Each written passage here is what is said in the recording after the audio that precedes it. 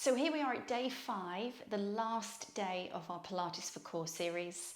We're going to start again down on the mat, but we're going to come into tabletop to start. So we're going to begin with a little bit of mobility, just to warm up through the core. So we're going to start with a cat-cow stretch.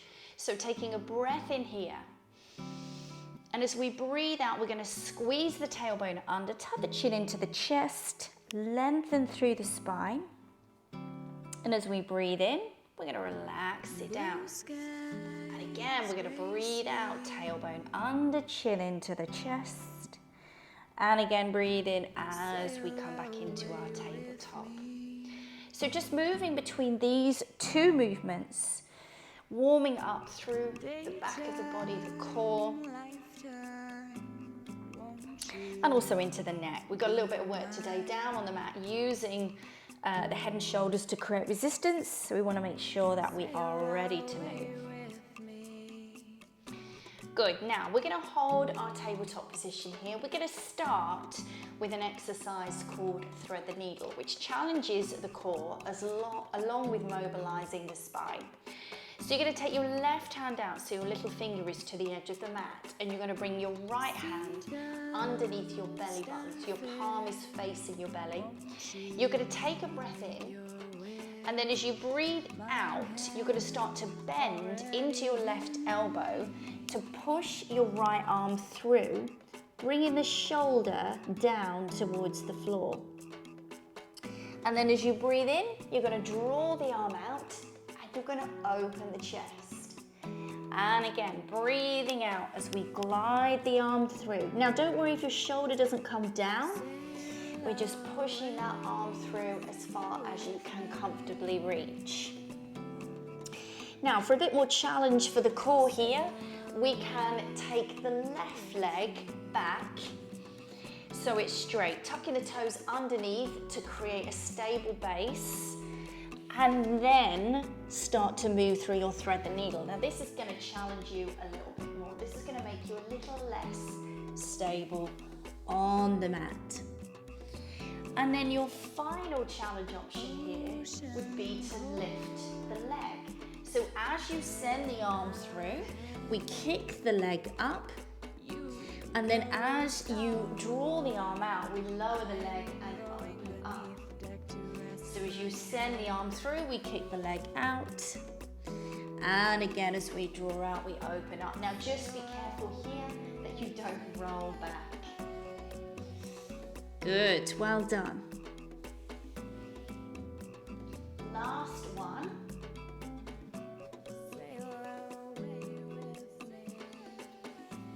Good, well done. And then just release the wrists. So tabletop exercises, always load the wrists a little bit. So just sit the hips back, release the wrists. Remember that you do get used to it. So the more you take that pressure through the wrists, the more they get used to it. So let's do the other side. Right hand, little finger to the edge of the mat. Again, your left hand this time underneath your belly. And again, we take a breath in. And as we breathe out, we push that arm through, bringing the shoulder down towards the floor. Breathing in as we draw the arm out and open up, looking up at the hand. Again, breathing out to push the arm through. And again, breathing in to open up. And again, here for a bit more challenge, you're going to slide your right leg back this time. Again, hooking the toes underneath.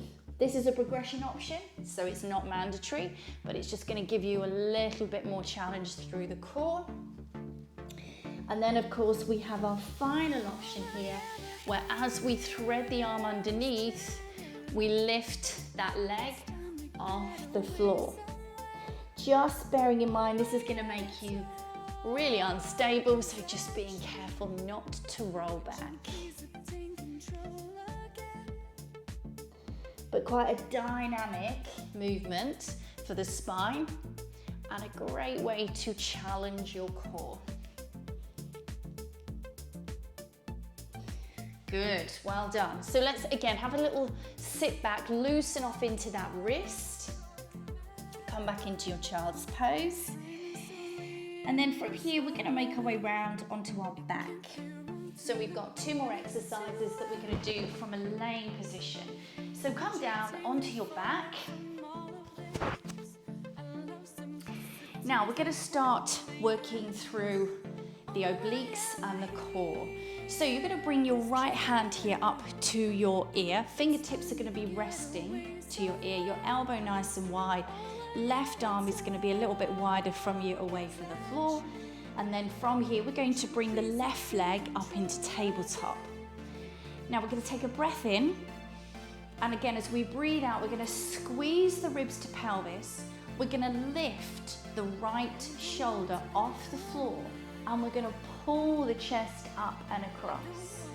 Breath in as we lower down and we lower the foot. Breathing out as we lift, we come across. Breath in as we lower down. Now, as you lift the shoulder here, try to keep the elbow wide, gap between the chin and the chest. What I often see is people pulling the elbow in and across.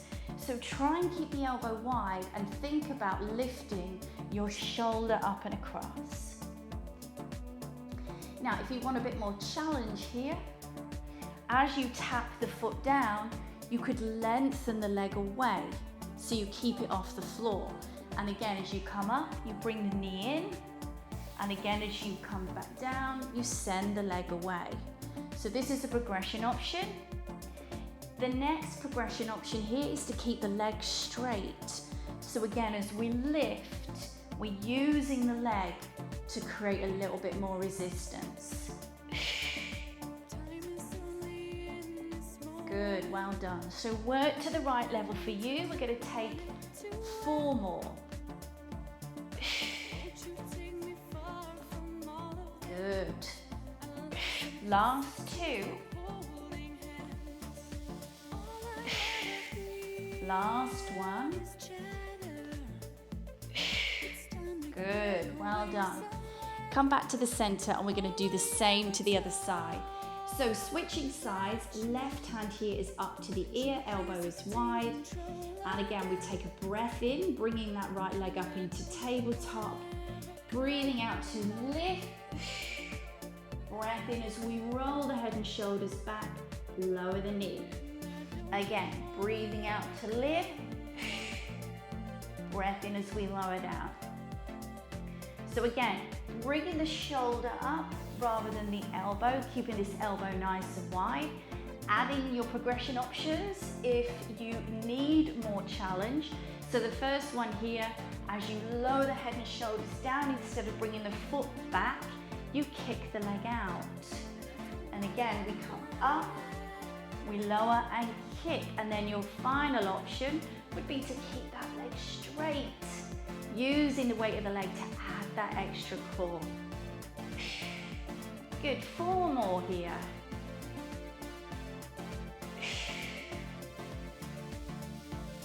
Good, using that breath. Last 2. Last 1. Good, well done. Bring yourself down onto the mat. And if you feel you need a stretch here, just bring the knees up into the chest. I always like this as a stretch. And then come all the way back down. So last exercise, this is called the dead bug. And you'll see why when we start to move. So you're going to bring your legs up into tabletop. Now, of course, as always, many different levels in which we could work. So we start, now if you remember at the beginning of the week, we did an exercise called the toe taps. Now the difference between the 2 exercises is with the dead bug, we involve the arms. So we start in tabletop and the arms come up with the palms facing in, wrists over the shoulders. Again, we squeeze the ribs to pelvis. We take a breath in, and then as we breathe out, we hinge forwards with the right leg. Now again, we're going to tap the foot to the floor. The left arm comes back and overhead. We breathe in to come all the way back up. And again, we breathe out as we take the other leg down. Now remember, you don't need to bring the foot all the way to the floor. So if that is just one step too far, you're just gonna hinge forwards with the foot. You can even take the arms out. Yeah, if you're still finding this level really challenging, just keep the arms down on the floor. Work to the right level for you. I'm just gonna adjust my mic. Now from here are progression options. So as you take the arm and leg away, you can start to tap the foot further away and then you come back up. So again, lengthening the leg creates more resistance. And of course you can take that right the way out. So the leg is fully lengthened. Now the other option here is you can scissor the change so that both the shoulders and the hips are moving at the same time. Now of course, you could do that scissor change with smaller movements. Yeah, smaller movements. It doesn't have to be arms and legs fully extended. It can just be hinging forwards for the hips, taking the arms back slightly, or somewhere in between these two ranges. Find that right level for you, really important. So we're gonna keep changing for 8, 7, 6, 5, 4, 3, 2, and 1. Good. Well done. Again, have a hug of the knees into the chest. Have a little stretch. And well done for completing that pretty challenging series of exercises. Thank you so much for joining the 5-day Pilates for Core program. I hope you found it helpful and challenging, and the progressions were useful to meet you at wherever you're at with your current level of fitness. I'll be back again for more Pilates week after next. So in the meantime, take care and I'll see you soon.